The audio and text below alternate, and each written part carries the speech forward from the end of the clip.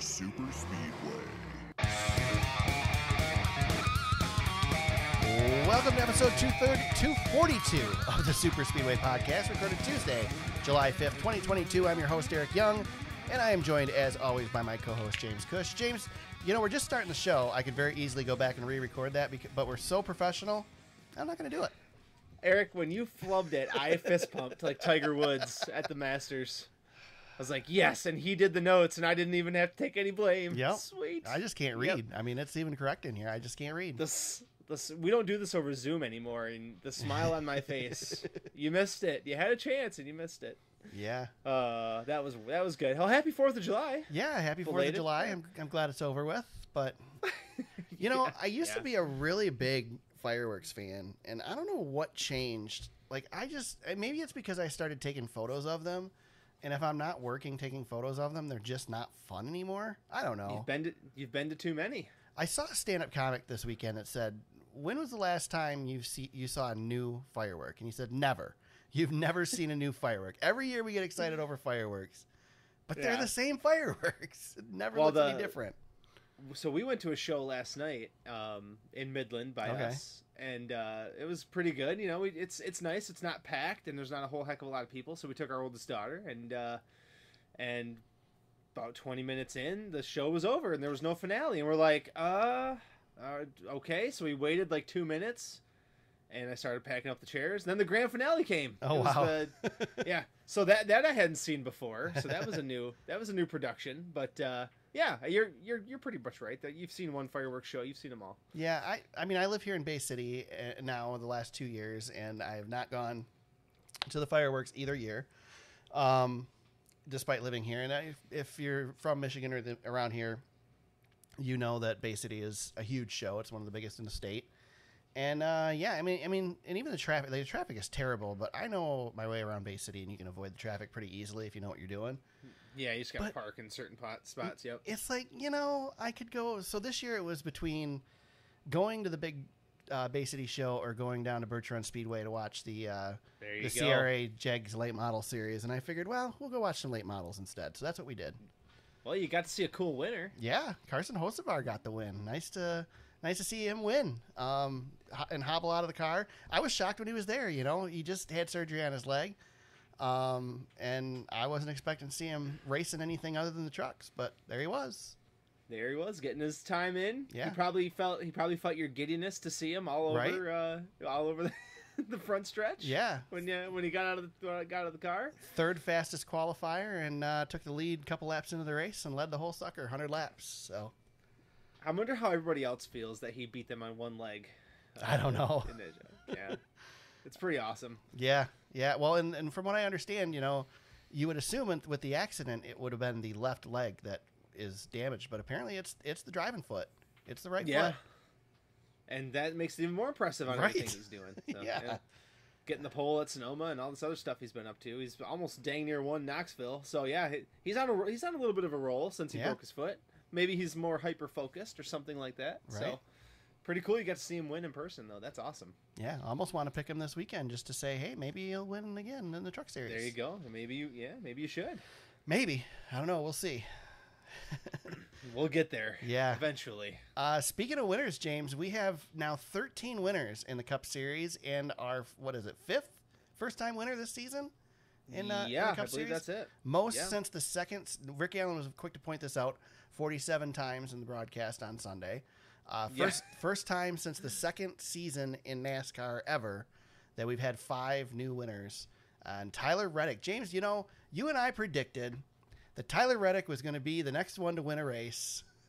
We just predicted 5 different times? Yeah, we predicted it 4 winners too early. Man. Yeah, that this one's been coming, and he did this one in a way that is just, I mean, the synergy between how he won and how Ty Gibbs won the Xfinity Series races is pretty cool. Yeah. That you go toe to toe with the best guy in the field and you take it from him. I mean, that's you can't do it any better than that. And I know Tyler's got to feel like the wait was definitely worth it. You know, he'd probably love to have gotten one, Bristol Dirt. You know, there's a lot of them that were right there for him. But the way that he did it is just very sweet. He went toe-to-toe with Chase Elliott, the best road course racer we got. And he gobbled him up, man. That was gobbled a him move. Up. Yep, used him up, gobbled him up, and took him. The pit crew able to do what they did to get him close. Definitely gained some time on pit road, and then just, man, it was an incredible pass and clean. No roughhousing or anything. Nope, good strategy throughout the day. They played it right, and again, road courses and stages is terrible. Yep. We're not going to beat that horse today, but we might. Yeah, I don't know. We might. It depends on what kind of mood Eric's in. Can't make any promises, James. But yeah, I mean, it was. It's. Richard Childress said after the race, they feel like they're a legit championship contender, and they've got this weight off their shoulders now to look forward the rest of the season, maybe steal another win. There's not a whole lot of guys with playoff points in his way. If they can, get a couple of stage wins, get a couple more playoff points, and maybe steal another win or two before the end of the season. I mean, we've got Watkins Glen coming up, another road course. We know he's good pretty much everywhere.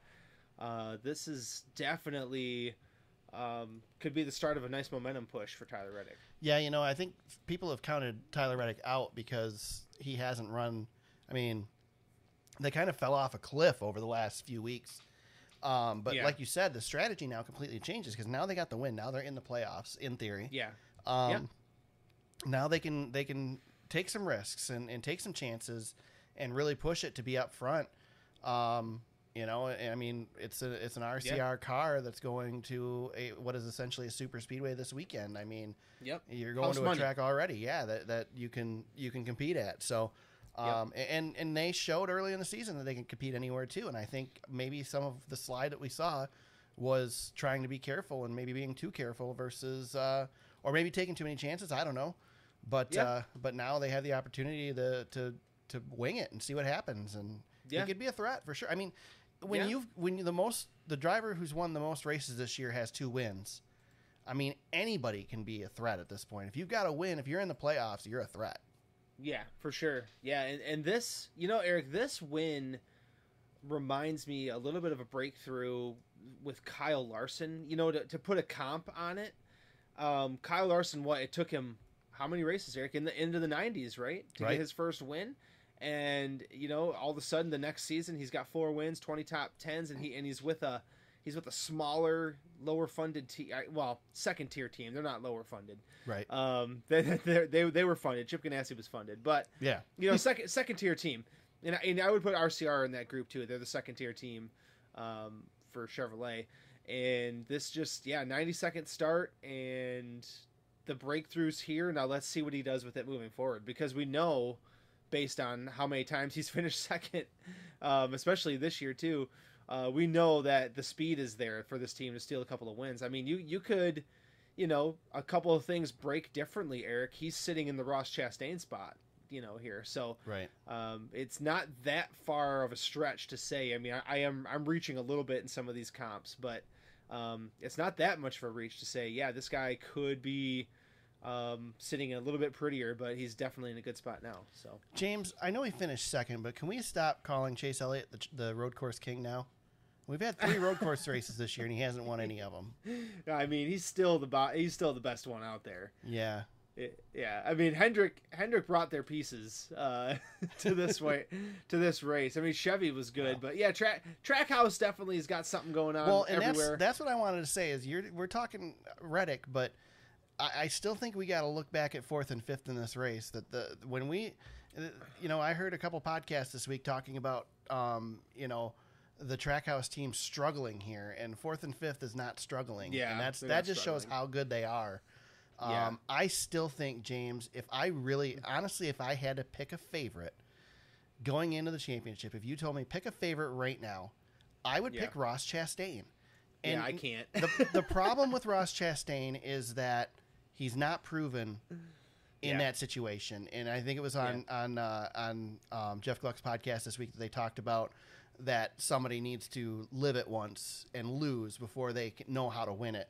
But I think if there's somebody that can do it without having to live it once, I think Ross Chastain's the guy. I still think he's the strongest guy this year, James. He may get himself into trouble, and cost himself something. But I think he's the guy to beat right now. Yeah, he's fast every week, and now they're racking up top 5 finishes pretty much on a weekly basis, top 10 finishes on a weekly basis. They're definitely they're just bringing the so cars. Consistent. They're good everywhere. Yeah, they're bringing the cars. They're bringing it's definitely a good team. I can't put him above like 6th on my wow, guys. You got him that far back. Yeah, I can't see it just so yet. You but okay, so do you see him making the second to last round? You see him making the round of 8? Well, hold on. Let me look at the schedule really quick. Okay. That could change a couple of things. But yeah, once you get to the playoffs, so yeah, I mean, yeah. Look at the schedule, James. Because what tracks is he good at? Oh, all of them. Yeah, he's pretty much good everywhere. So it doesn't matter what the schedule is, does it? Yeah, no, he's good everywhere. That last stretch though, Vegas, Homestead, Martinsville, that could be tough. That could be tough for him. Mm-hmm. Martinsville, I don't know. It's hard to say just yet because there's we were talking a little bit earlier, but nobody's breaking away right now. That's the crazy thing that's going on with this season. There's nobody. I don't know. I mean, you're right that they're probably the best team. I think he's a Final Four driver. But too, Eric, we hadn't seen Martin Truex Jr. get it done either. Yeah. And to counter argument what I said, that was a breakthrough win. That was a breakthrough champion. And with this format, you get guys who kind of push through. So maybe it's just his time. I think you're right. I think Chastain's in the Final Four, and then he's got to get through Phoenix. Phoenix could be tough, but he's got to get through Phoenix. Yep. Yeah. Another one maybe to draw some attention to in this list again. Not a great finish compared to the last road course, but 6th place for Chris Buescher. Yeah, they're there, man. Another guy that's got to. I don't know if that makes Brad feel good, because one of his cars is running well and it's not his, or if it makes him feel bad. But he's got to be at least happy as a team owner that he's got somebody competing up there. And I don't know if any of us would pick Chris to be the guy to do that, but he's doing it right now. Chris is driving for his job too. That's true. In some say, I mean, this is a new boss, right? So yeah, he's giving it everything he's got. He almost won Sonoma, and he was good here. He's definitely got something going on with the road courses, because he was, a couple things break differently at Sonoma. He's there. And he's had some decent runs, but they're definitely finding something for those guys right now. Brad's way out in left field. Yeah. But yeah, Chris, that team's definitely got these road courses. It's awesome to see. And I forget how young Chris Buescher is. I always feel like he's in like his mid-30s. He's not even 30 yet. So he's definitely, you see some growth here from him that you've got to be happy with if you're Brad Keselowski.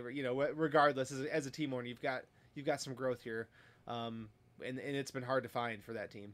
Speaking of Brad Keselowski, we've given we've discussed this before. We've given a lot of credit to Kyle Busch and Joe Gibbs Racing and those guys for bringing up talent.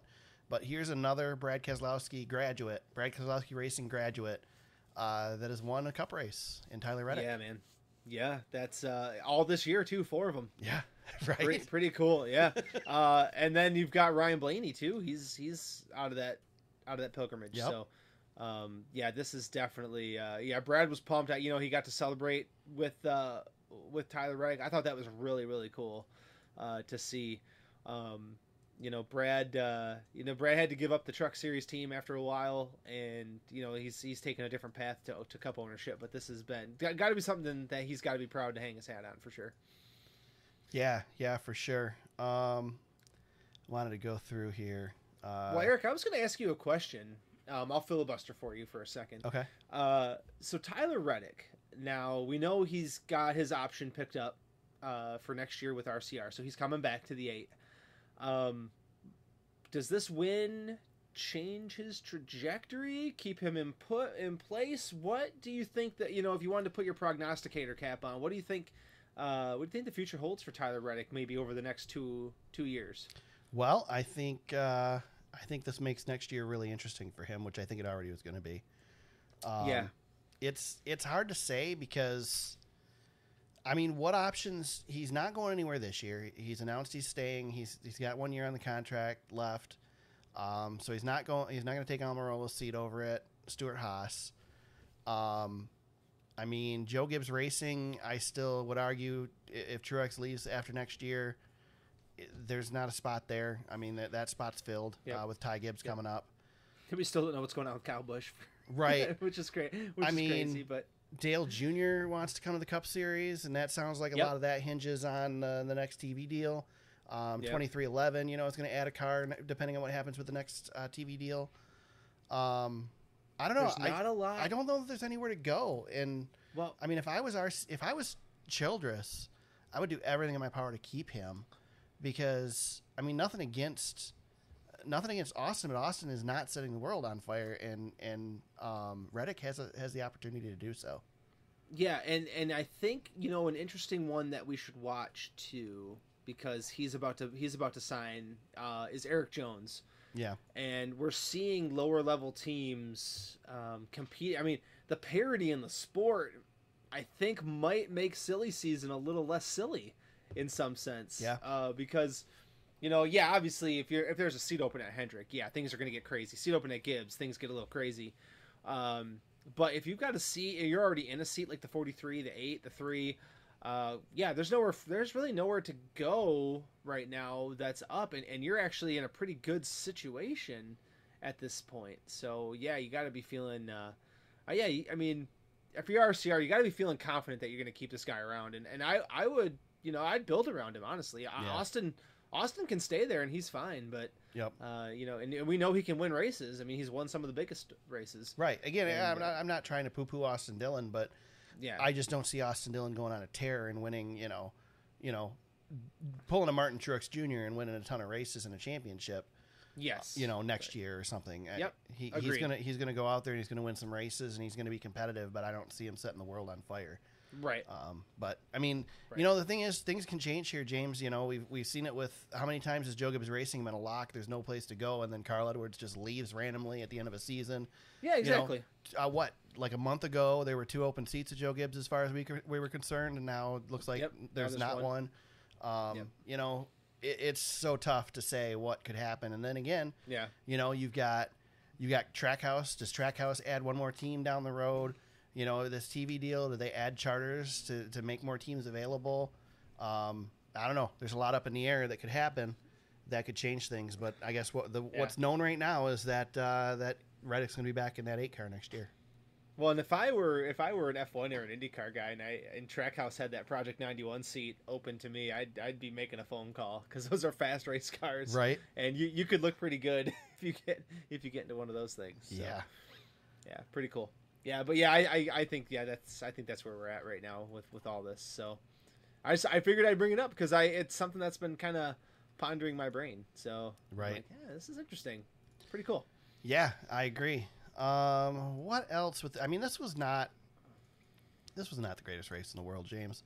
Our conversation, is basically everything around the race, because it wasn't the best race. You said we're not going to beat the dead horse, and I won't beat the horse, but I will say that I would really like to just take one of these races. I'd even be all right with doing it on an oval, but I want to take one of these road course races and just once say, all right, we're not going to wave the caution for the end of the stage. Let's just see what happens. Just to see if things change. I mean, there's no strategy, because the strategy is set. We kind of had a little bit of strategy thrown into it. Was this one, right? That we had the caution right before the end of the stage. Yeah. So that can happen, but still, it just doesn't change enough. And I don't know. I'd like to try it once just to see what would happen. But this one was not spectacular by any means. Let's see. It was 55.6 on Jeff Gluck's Was It a Good Race poll, which I thought was hilarious, because he tried to go low on Bianchi and lost still yet again. Lost again, yeah. Third lowest race of 2022 so far. Martinsville and the All-Star race are lower.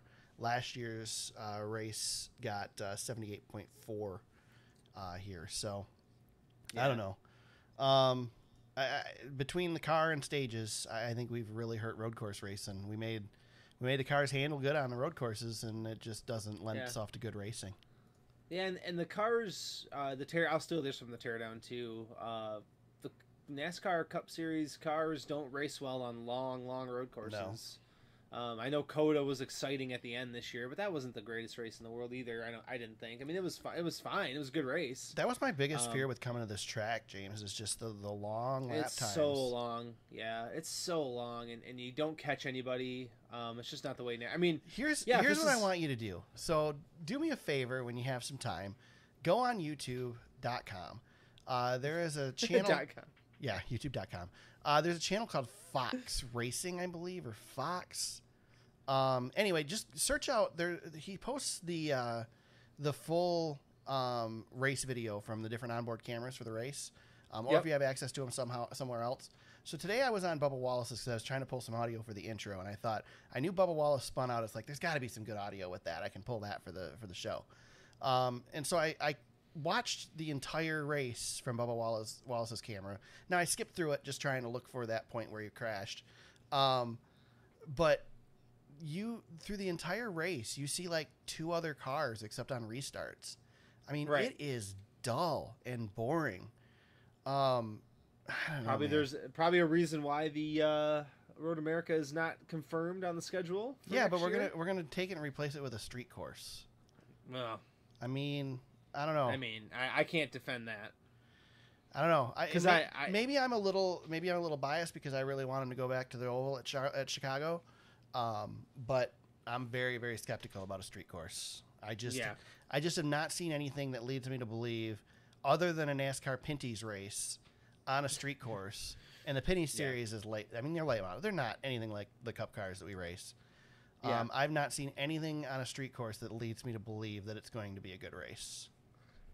Yeah, it's tough. You know, F1 races on street courses, and it's the most popular thing going right now. So it's but hard they're not because good races. Formula One's I know. Oh, I know. It's not popular because the racing's good. No, and that's where I was kind of going. Was Monaco is their most prestigious race, right? It's follow the leader for 70 laps. IndyCar races on a bunch of street courses, and they're terrible.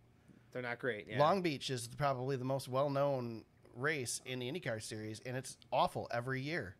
Yep. Except somebody did crash into the fountain this year, into the flowers of the fountain, so that was good. But decades of racing around that fountain, and nobody's ever hit the flowers, but they finally hit them. NASCAR wants to be in these metropolitan areas. I know they do. The Clash was a success, and they're gonna keep pushing it. I know, but let's not have crappy races to do it. I get it. The Clash was a good race. Yep. Made us actually think that short track racing was going to be good with this car. It's all about what the TV partners want anyway. I know. It doesn't matter what we say anymore. I know. Anything else with this race, James, to talk about? We milked the crap out of this. We're almost 30 minutes in. We're still talking about this race. I guess I hope we come back. I don't know. If this was the last one, it was good. If we're going to go to places not because of good racing, but because of the atmosphere, everything I've seen says we should be back here on 4th of July weekend. People like it.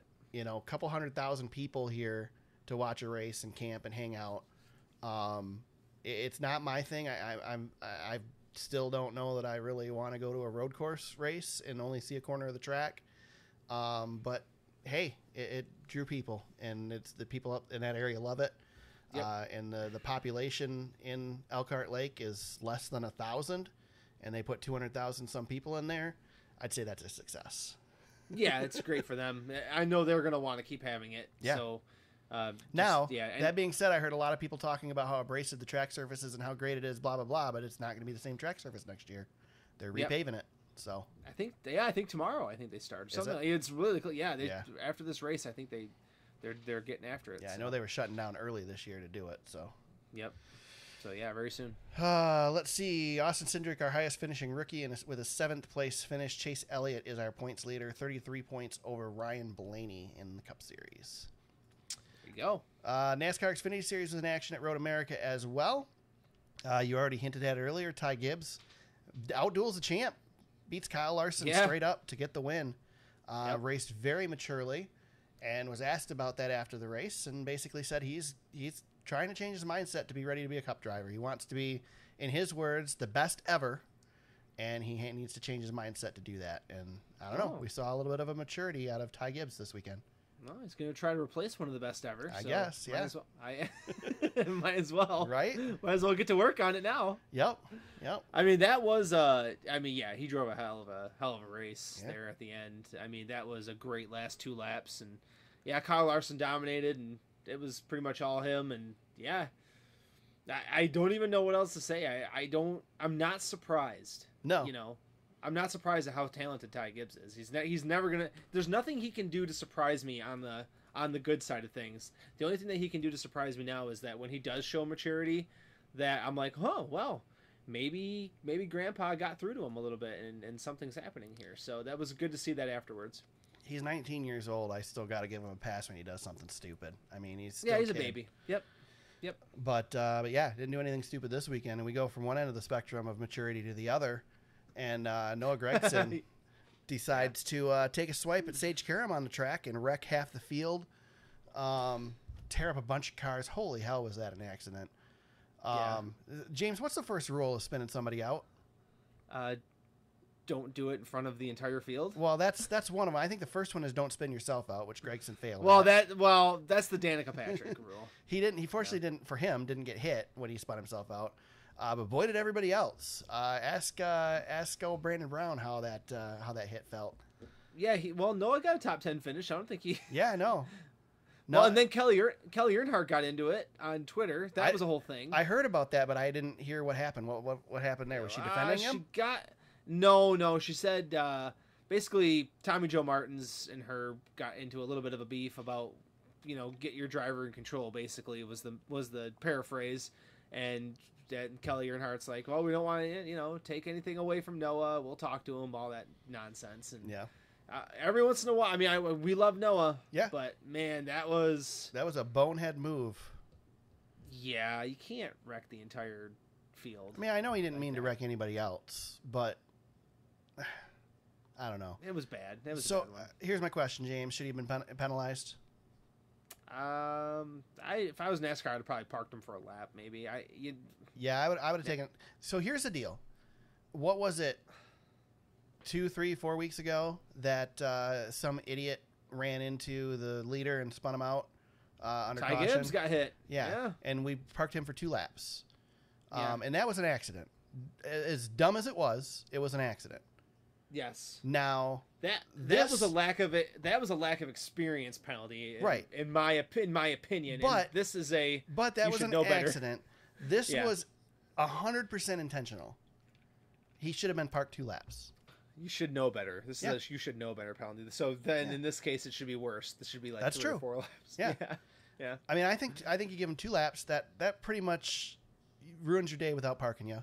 Well, I don't know. Noah's been on a great upswing as of late, and this was definitely a 2 steps back situation for him because he's been riding the momentum for a little while. I have been a fan of Noah and his rough edges all along and really like it, but you can't do this. No, this is the line. This is past the line of what is acceptable. I know the line is very, very gray. It's very, very fuzzy, and it's very jagged. You don't know where it is, but this is obviously past the line. Yep. And it's there was talk on Jeff's podcast again about consistency and wanting knowing when that line is and blah blah blah. But I mean, NASCAR can't figure out when to throw the damn caution flag. So I really don't expect him to be real consistent with the penalties for wrecking people on purpose. No. But man, this was a bummer. It really sucked to see Noah do it. I'm sure he regretted it. He hated it. I mean, obviously, he probably regretted it the second he did it. But those are the ones you sit on pit road for a couple laps and you think about. And he didn't have to do that, and he should have. Yep, probably should have. Yeah, I agree 100%. Let's see. Anything else with this one, James? Some Cup guys were in this field, but other than Kyle Larson, they didn't really show out. I mean, Tyler Reddick was in that wreck. We lost a lot of them. Cole Custer wrecked. Yeah, Ty Dillon. Cole was strong at one point in this race. Yeah, I mean that 07 car when Cole's driving is really fast. So that was cool. But yeah, he had tough turnout, and then Ty Dillon, he broke too. But I mean I mean, they've been coming here for a long time. Yeah. At Road America with the Xfinity Series, so nothing out of the ordinary other than what the heck was Noah Gragson doing? I guess that was the most exciting thing that happened all weekend. Right. Yeah. Yeah. So definitely gave us something to talk about at least. Yes. Yep. Let's see. Highest finishing rookie was Austin Hill in 4th place, and AJ Allmendinger leads the point standings 9 points over Ty Gibbs. Let's see. We have playoff stuff in the notes. If you guys want to check it out, thesuperspeedway.com. I don't know if there's anything really to talk about here, James. I guess we can. Well, we've got Harvick now. Harvick that gets got pushed, bumped. Yeah, gets pushed out as a result of this. I don't. 13 winners. We only need a couple more. We're getting closer. Yeah. 14 if you count the All-Star race. If you want to do that, you can do that. That's true. Because the guy who's second in points doesn't have a win yet. Yeah. So, certainly Harvick could win. Almirola has proven before that he can win. Yep. Eric Jones certainly could sneak a win out, potentially. Austin Dillon, again, has proven that he can do it. There's the 4 guys looking in right now that could sneak one in. Eric, that regular season championship is going to be increasingly important in this playoffs because nobody's. Chase Elliott's plus 15 on the field, I guess, plus 15 playoff points. But he's only 5 ahead of Blaney, and if Blaney doesn't win a race but can win this championship, the regular season championship, that puts him in a pretty good spot. So he gets the bonus. Yeah, of course. 15 bonus. Like you said, we got a ways to go yet. We can still rack up some playoff points, but right now with how even it is, James, really you've got all the way back to 6th place is 6 playoff points to 15 playoff points. That's not a big gap. Right. Even 15 for Chase is not that big compared to what you normally have at this point in the season for somebody. So nobody's pulling away, and that just means a lot closer racing starting or each round of the playoffs too. And there's a lot of potential excitement building there, and a lot of good tracks in the playoffs that could lead us to some excitement. Absolutely. And if I'm Chris Bell, I'm not happy right now. Because you're sitting 8th in points and you think you're in good shape, but then you've got everybody piled up behind you. Yeah. And you're only 20 points ahead of Harvick at this point. So, we're going to Atlanta this week, and who the hell knows? You could get a wild card winner out of that. Maybe Almirola or Jones bump their way in, or heck, Dillon. All those guys. Harvick has been on a little bit of a tear. And I could see him pointing his way back into the thing. He's got to get a win this year, right? Yeah. The way they're running, he's going to get a win. Just a matter of whether it comes before the playoffs or after. Well, we'll get to Bristol or something like that, and he'll be, probably going to be fighting for that win again. We'll see. That's true. Know. Yeah. Who knows? We don't know what to expect at Bristol with this car, but hell, we're going to Michigan, and maybe they'll find that magic again. I think people are really overlooking Michigan as a wild card race because we still don't know what that track is going to look like. Yeah, with these cars, could be a little wild. So between these cars and possible resin that I'm sure they'll put down, who knows what might happen in Michigan? Yeah. Yep. If you can get a couple grooves going there, that could be another Daytona or Talladega. Yep. All right. SRX was in action. James, time for SRX Corner. Yeah. Ryan Newman gets a win at the old modified stomping grounds. Kind of fitting, considering he's a modified guy. Yeah, the Rocket Man. Yeah. You love to see it, man. That's a popular win. Yeah, for sure. He's looked like his family was there too, so that's cool. Yep, his daughters were there, which was really cool. I saw one of my favorite photos was Greg Biffle took a family photo in front of the number 69 on his car, because he's a classy fellow. That was one of my favorite SRX moments of the weekend. But yeah, it was really cool to see Ryan Newman win, and he is. If you want to talk championship for maybe 2 seconds, he's in the catbird seat for the championship series. But we're going to dirt after Nashville this week, so we'll see how that goes.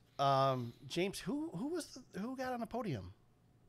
Oh my God! I can't believe it. Did Paul Tracy even get on the podium? Yeah, I was ready to. I came on and I was, I bashed him super hard last week, and he went and got a medal. He had a good showing, and not only that, but he ran good in the heat races too. I guess Tony Stewart yelling at people put Paul Tracy in line. I don't know. Well, I don't even know. Kept Ernie Francis away and made Paul Tracy a podium driver. Jeez. After that showing last week, and then he had to go and do that. So yeah, I'll eat the crow on that one. He went and got a third place. I couldn't do that. Last week I could do what he did. This week I can't do that. So Tony Stewart grabs the lead, and then that was a great battle. Starts to pull away, and then starts to slip and fade. James, no, don't do it. This isn't the WWE. Is it just me, or does everything Tony Stewart do really make me wonder? I don't dispute the legitimacy of anybody else on the track. And I'm not saying Tony's like throwing it away or anything, but I do believe that Tony is trying to make it a show still. When Newman got the lead, he started pulling away. We saw, I don't remember who it was that pulled, who won at Indianapolis last year that ran away with it? Oh, that was, oh God. I can't remember, but it was a runaway. Andretti. Yeah. Andretti won. That race was like, yeah, this is definitely not staged at all because they would never let that happen. But when Tony gets the lead as easily as he did and then just all of a sudden tanks, I don't know, man. I start to wonder a little bit. Sometimes you think last year, there was a race last year. I think it was the second race. I can't remember where it was at. But Tony was definitely was playing he was kind of bringing the field with him. Yeah. So yeah, there could be a little gamesmanship there. I just don't know if he's. I don't know. It'd probably Tony would be so pissed at me for even suggesting. But I have a hard time. with it because I just don't think that's the way he's wired. He might play it up a little bit, but I just don't know if he's wired that way. Yeah. Because when he was super pissed at South Boston, he put a whooping on. But I think what else I'm seeing too a little bit, Eric. This week was a little bit of a mix, but guys who are fresh in the seats and still getting a lot of driving time are definitely the better drivers so far this year. Yeah. I'm talking like LAO and definitely Ryan Newman. Ryan Newman's been really good, and he's been driving a whole heck of a lot. I just don't think Tony's been driving that much. So I don't know if he's... I just felt like he got the lead so easily and then just... It was a hell of a battle. Yeah, I don't know. Yeah. Maybe he used up his tires too. That could have been part of it. It's hard to say. I mean, listen, if you want to take that corner, you go for it, man. I'm on my corner. I'm on Paul Tracy Island over here.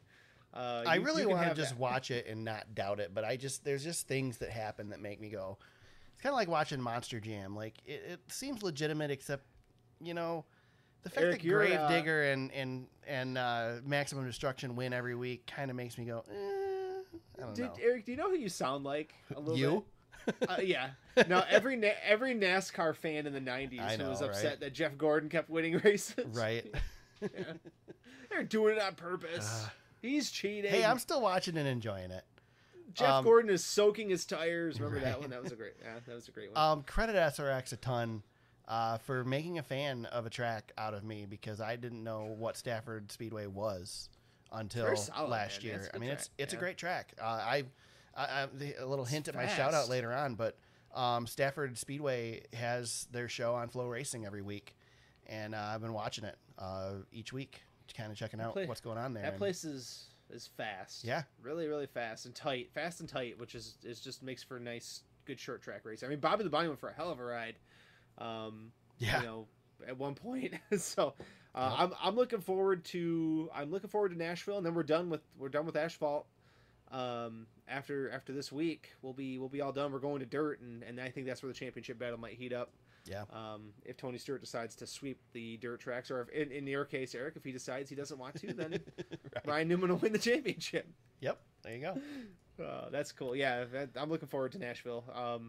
But it's probably not the better track of the two, I would say. Yeah. All right. A couple news items, not really a whole lot to go over. We already mentioned Tyler Reddick re-signing with, or not re-signing, but he's got another season to go with RCR yet. Good timing to make that announcement the week that he ends up winning. So good deal there. NASCAR is working on some new Dale Earnhardt merchandise, James. Yes. Yeah. Apparently the hipster doofuses are really into NASCAR swag from the 90s. So here here comes the Dale Earnhardt jackets again, which I mean doesn't bother me. You know? Yeah, I just there's a certain person that I just don't want to give my money to, and I know I know somehow it's going to funnel to her. That person's involved. Yeah, so that person's involved. We'll just leave that alone. But everybody knows. Yeah. But I mean, I guess I don't know. This is like when I raced, motorcycles and we worked at the family motorcycle shop, and the Backstreet Boys were wearing freaking Fox racing gear, and never had touched a dirt bike in their life. It's annoying, but whatever. I guess that comes with being popular. So yeah, I mean, there's so many. There are like, if you scroll like Instagram or something, it must be in the algorithm for me that it's a NASCAR related thing. Could be. And there's like, yeah, I mean, it's like there are girls you wouldn't even think are into NASCAR. They definitely don't care about NASCAR. But this has been something that's been going on for a long time. Yeah, you'll find a lot of Dale Earnhardt stuff. You'll find a lot of Jeff Gordon, Terry Labonte. I've seen a lot of Terry Labonte, Kellogg stuff. Russell Westbrook was wearing a Kyle Busch shirt in to NBA arenas for a minute, or a Kyle Busch jacket. I'm like, yeah, that's interesting. I didn't think Russell Westbrook would be a NASCAR fan. I'm sure he's probably not. So it reminds me of the early 2000s or late 90s when NASCAR started to get popular, and people that used to make fun of me for watching NASCAR suddenly were wearing NASCAR merch and watching the races. Yeah. And I knew eventually that would go away, and it did. Yes, it does. It eventually does. Bubba Wallace is getting some new pit crew members along with Christopher Bell. Jayski has that report up from NASCAR.com ahead of Sunday's race at Atlanta Motor Speedway. JGR's moved front tire changer Houston Stamper and tire carrier Joe Crossan to Wallace's 23 team from Bell's number 20 Toyota. I'm sure Bubba will be happy with new crew members. Speaking of Bubba, I mentioned that I was trying to listen for audio. Bubba was very silent on the radio this week. Denny kind of made it known this week in some interviews that Bubba shouldn't be embarrassing the team like that. And I think Bubba was a little bit more reserved on the radio as a result. So, can you imagine being in that team meeting last week? Oh, man. Man. Yeah. No thanks. Nope. No, sir. That's about it for news, unless I missed anything, James.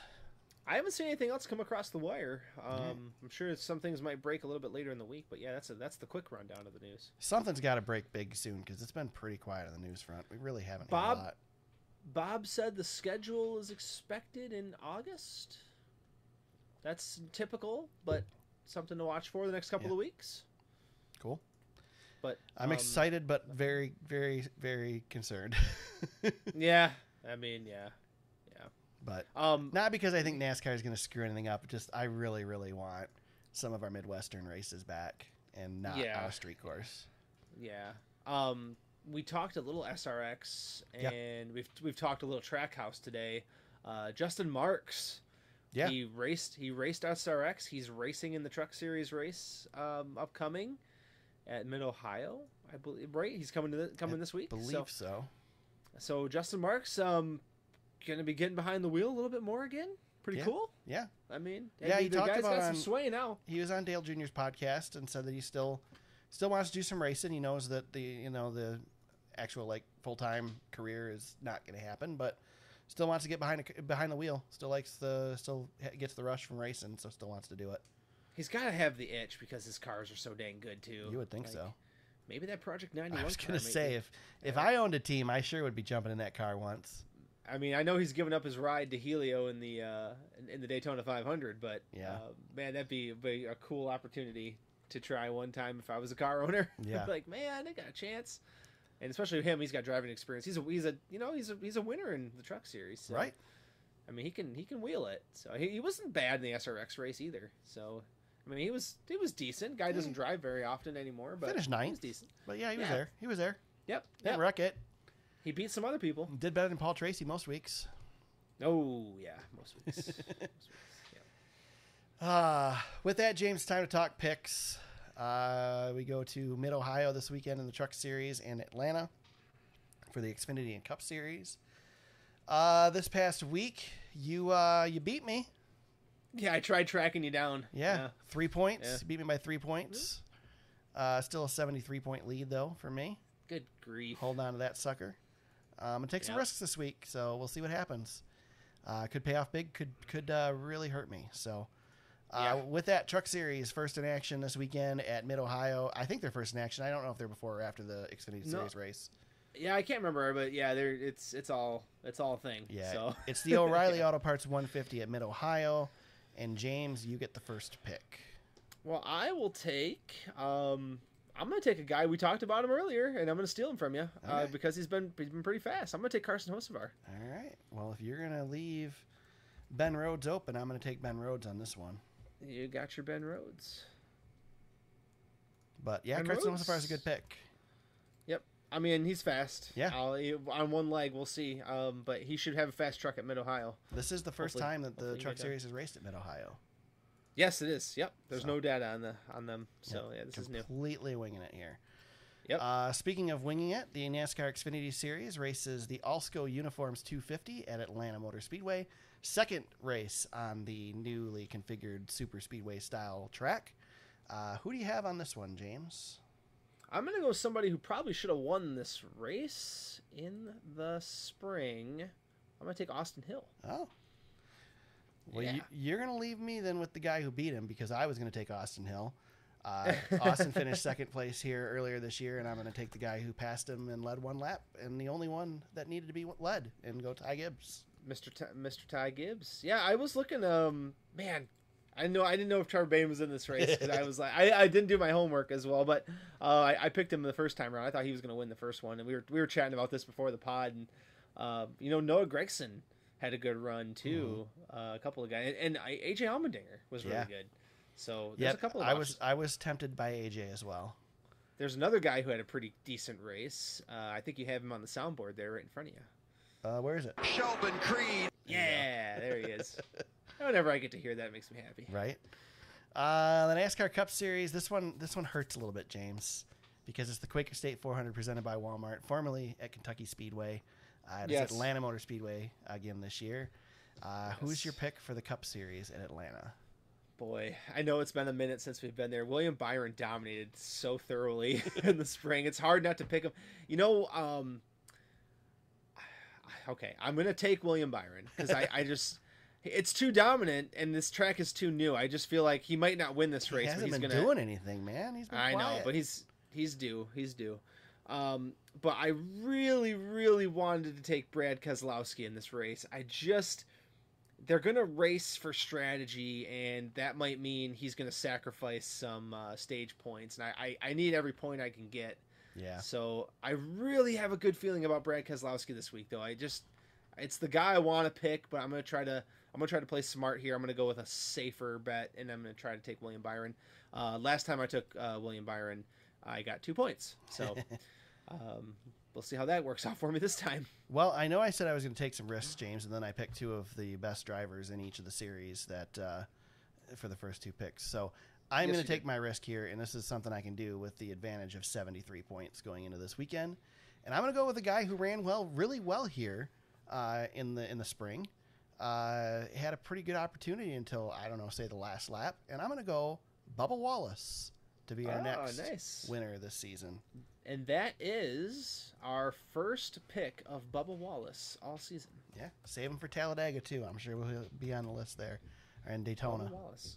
Eric, you broke a couple of streaks there. In the last 2 weeks, we've picked three guys we hadn't picked all year. Chase Elliott was on that list. Kevin Harvick, Bubba Wallace. So 3 Cup guys that we hadn't even picked. We're mixing it up a little bit now. There you go. Fantasy League.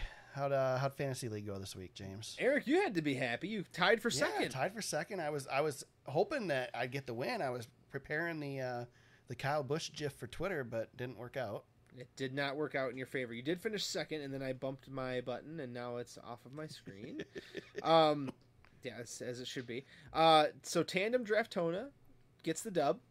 We were all pretty close this week. You were second, and Green Eggs and Hamlin tied for second. Fast to the Grass, who I was, I think, 3 points behind for the championship lead, beat me by 2 this week. So he's still up there. I didn't get to first yet. So Fast to the Grass still first. I'm second. Green Eggs and Hamlin is third. And then lurking, P4, the champ is here. Just be cautious. He's not that far behind. That's all I'm telling. I'm just warning. If anybody in the field is listening, you've been warned. He's lurking. It appears we've lost Denny the Many and Toyota Fan 60 as well. We did. They're gonna get bumped from the league. I think. I've been giving him a chance to stick Denny the around. Many has been a really long time, and Toyota Fan 60. I can see that his numbers started going down and then he dropped off. So I'm sure he was running out of starts from the same drivers. Yeah, I was bummed because I'm like, oh man, you guys can still get back in it, but I gave him a couple of weeks, and yep, maybe they finally got sick of it, and they're the trendsetters that we all need to be. Right. Get the heck out of there. Yeah. Oh man. All right, James, you got any shout outs this week?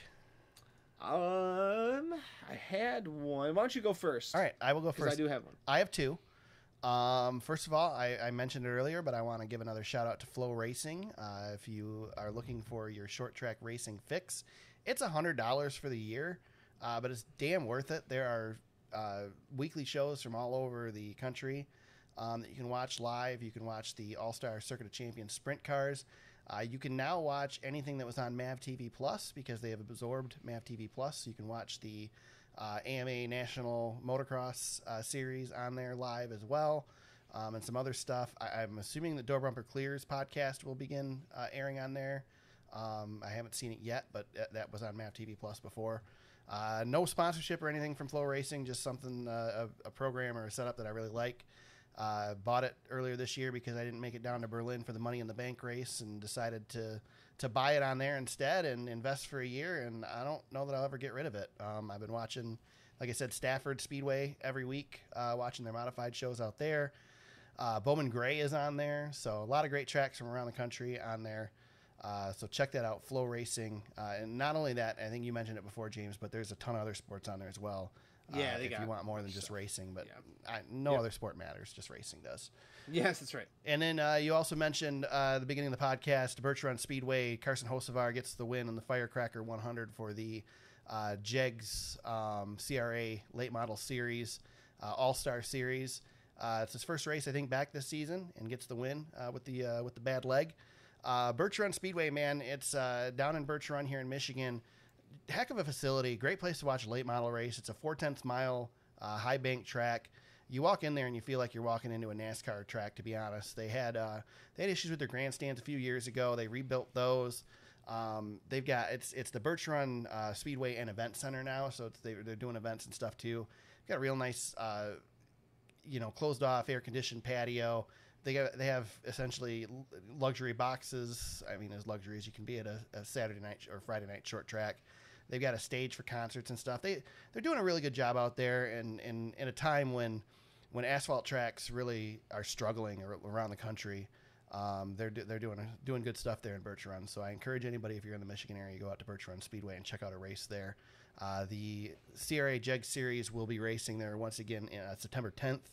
So they'll be back in action there. They've got their big Dixie Cup, Dixie 100 Outlaw Super Late Model race coming up in August. I think it's the same weekend as MIS for NASCAR. So worth checking that out as well. Good one, man. I'm glad you went. That was cool. Yeah, it was fun. I almost forgot about it, to be honest. I had it in my calendar and completely forgot that it was 4th of July weekend, and the weather was perfect. It was beautiful out there and just good racing. So yeah, I didn't know you were going, and then you sent a message. I was kind of off the grid a little bit, and saw that. I was like, dang, that's awesome. Yep. That's pretty cool. A quick shout out for me. I remember what it was.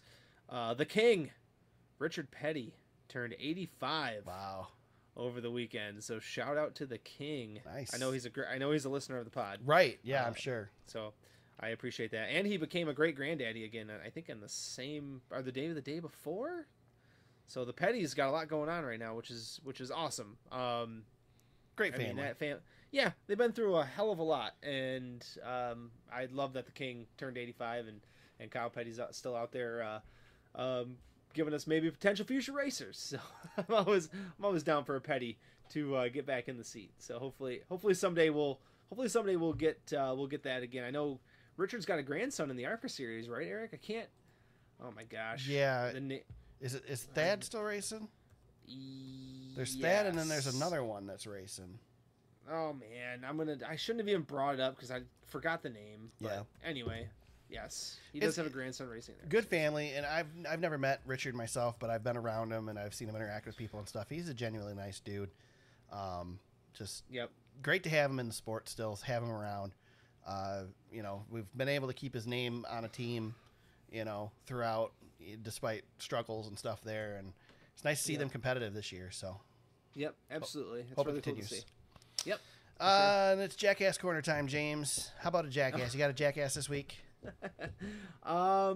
Me for forgetting that I needed to download an app that I wanted to watch the SRX race on, and I was scrambling and didn't catch. I missed. I was so proud of myself. I had seen every single lap of the entire SRX season, and I totally blew my record right at the start of the SRX race on Saturday. So I'm throwing myself under the bus. You at least got to see the whole feature, though, right? Yeah, I saw enough. Yep. Yeah. The feature's all that counts. The heat races are just the races. I know, but I was trying to get the whole. I know I wanted to get the whole series in this year, and I let myself down. I was mad. I wanted to be the number one SRX fan in the world. And I just blew my chance into the third week. So next year I'll try again. Too bad. I'm letting Tony know. Yeah, please. He keeps popping up as a suggested friend on Facebook. So one of these days I'm going to friend him. Anthony Stewart. Yeah, yes. I'm going to tell him that James is skipping out on SRX now. I would like to choose Noah Gragson as my Jackass, but I feel like he's gotten enough grief from me this week. So instead, I'm going to go with James. I don't know if I'm the Jackass here or if it's the people in this group that do this, but I became a part of a Facebook group. It's called Retired Race Cars and Abandoned Racetracks Facebook group. Oh boy. And I took the bait this week, unfortunately, because one of the common themes here is somebody will post a picture of a NASCAR driver from bygone days or a picture from a track from like the 80s or the 70s. And this week, somebody posted a picture of Dale Earnhardt and one of his, probably the old number 2 car with no actual seat in the car, just kind of like tape wrapped around where the seat would kind of be, and it's wrapped around the side, and instead of a headrest, he literally has a pad duct taped to the roll bars behind him, and he's just sitting there casually like he's just hanging out in this car with very little protection. And of course, immediately the comments below it, instead of, oh, that's so cool, we miss Dale, blah, blah, blah, it is NASCAR sucks, and nobody watches NASCAR anymore, and NASCAR's failing, and back when drivers were real men, and blah blah blah blah blah. And I took the bait, James, and I started commenting and arguing with these people. And I don't know why I do it, because I know I'm not going to change anybody's mind, despite the fact that I'm right. But I want to defend my sport, because this is probably the most competitive season I've ever seen in my life when it comes to NASCAR. And I mean, I'm not old. I mean, I don't consider myself old, but I'm 40 years old. I've been following the sport my entire life. My first race was in 1989. I feel like I have enough of the old history to be able to appreciate that. And I do appreciate the history and totally, but I also know that, there used to be one car left on the lead lap, and the racing wasn't very good. And that stuff was great back then, but what we have now is great now. And I really get irritated when people beat up on sport. It's like, if you don't want to watch it, then don't watch it. But if leave us alone. that do enjoy it. And again, NASCAR is not failing. The attendance is up this year. Ratings are up. There are 200,000 people at Road America this weekend. That is not a failing sport. So I guess I'm the Jackass for falling into this crap. When I just wanted to look at pictures of old race cars and old race tracks, but somehow I get drawn into this crap. So my mentions have been blowing up all weekend, because on Twitter they were blowing up because of tweeting the burnout from Carson Hocevar, which he liked, and then everybody retweeted, and suddenly I had 1 million likes and retweets on there. Good job, Eric. Facebook's been blowing up because I literally went down the comments and replied to like 14 different people. And then continued arguing with them because I'm an idiot. So, oh man, there you go. They're jackasses. Great. I'm a jackass. We're all jackasses. Eric, that photo or that video got over 430 likes. I know on Twitter. That's pretty good. I was ready for it too. I couldn't wait. I tagged him right away. I was hoping to get a retweet from old Carson, but he didn't quite give me that. No, nope. But he did give me the like, and that was good enough. So you should have yelled from the stands, "Come on the podcast!" Yeah. So. Oh man, that's fantastic. James, where can people find you on social media if they want to chat with you during the week? At James Cush on Twitter.